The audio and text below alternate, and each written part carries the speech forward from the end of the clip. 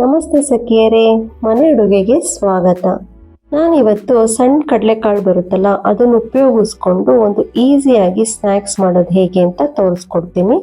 ಇದನ್ನ ಸಂಜೆ ಹೊತ್ತು 10 ನಿಮಿಷದಲ್ಲಿ ನಾವು ಮಕ್ಕಳಿಗೆ ಸ್ನ್ಯಾಕ್ಸ್ ರೆಡಿ ಮಾಡಿಕೊಡ್ಬೋದು. ಆ ಥರ ಈಸಿ ರೆಸಿಪಿ ಇದು. ಹೇಗೆ ಮಾಡೋದು ನೋಡೋಣ. ಈಗ ಒಂದು ಮಿಕ್ಸಿಂಗ್ ಬೌಲ್ನ ತೊಗೊಂಡು ಒಂದು ಬಟ್ಲಾಗೋಷ್ಟು ಕಡಲೆಕಾಳನ್ನ ನಾನು ನೆನೆಸಿ ಬೇಯಿಸಿಟ್ಕೊಂಡಿದ್ದೀನಿ. ಒಂದು ಈರುಳ್ಳಿನ ಸಣ್ಣದಾಗಿ ಕಟ್ ಮಾಡಿ ಹಾಕ್ಕೊಂಡಿದ್ದೀನಿ. ಹಾಗೆ ಒಂದು ಕ್ಯಾರೆಟ್ನ ಕೂಡ ತುರ್ದು ಹಾಕ್ಕೊಂಡಿದ್ದೀನಿ. ಇದನ್ನು ಚೆನ್ನಾಗಿ ಈಗ ಮಿಕ್ಸ್ ಮಾಡ್ಕೊಳ್ಳೋಣ.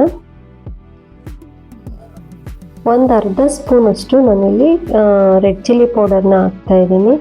ಅರ್ಧ ಸ್ಪೂನು ಗರಂ ಮಸಾಲ ಮತ್ತು ಅರ್ಧ ಸ್ಪೂನು ಚಾಟ್ ಮಸಾಲಾನ ಸೇರಿಸ್ತಾ ಇದ್ದೀನಿ. ಹಾಗೆ ಅರ್ಧ ಸ್ಪೂನಷ್ಟು ನಾನು ಚೋಲೆ ಮಸಾಲ ಪೌಡರ್ನ ಹಾಕ್ತಾಯಿದ್ದೀನಿ. ನಿಮಗೆ ಬೇಡ, ಫ್ಲೇವರ್ ಇಷ್ಟ ಆಗಲ್ಲ ಅಂದರೆ ಚೋಲೆ ಮಸಾಲ ಪೌಡರ್ನ ಕ್ಯಾನ್ಸಲ್ ಮಾಡ್ಬೋದು. ಇದನ್ನೆಲ್ಲ ಚೆನ್ನಾಗಿ ಮಿಕ್ಸ್ ಮಾಡ್ಕೊಳ್ಳೋಣ. ಒಂದು ಸ್ವಲ್ಪ ಕೊತ್ತಂಬರಿ ಸೊಪ್ಪನ್ನ ಕಟ್ ಮಾಡಿ ಹಾಕ್ಕೊತಾ ಇದ್ದೀನಿ.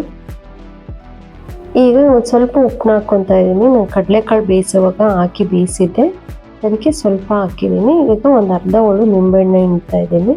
ಇದಿಷ್ಟನ್ನು ಚೆನ್ನಾಗಿ ಮಿಕ್ಸ್ ಮಾಡಿದ್ರೆ ನಮ್ಮದು ಚೆನ್ನಾಗಲ್ಲಿ ರೆಸಿಪಿ ರೆಡಿ ಆಗುತ್ತೆ.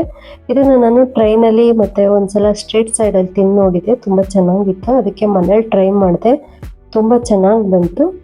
ನೀವು ಕೂಡ ಟ್ರೈ ಮಾಡಿ ಹೇಗಿತ್ತು ಅಂತ ಕಮೆಂಟ್ ಮಾಡಿ. ನನ್ನ ವಿಡಿಯೋನ ಲೈಕ್ ಮತ್ತು ಶೇರ್ ಮಾಡಿ. Thanks for watching.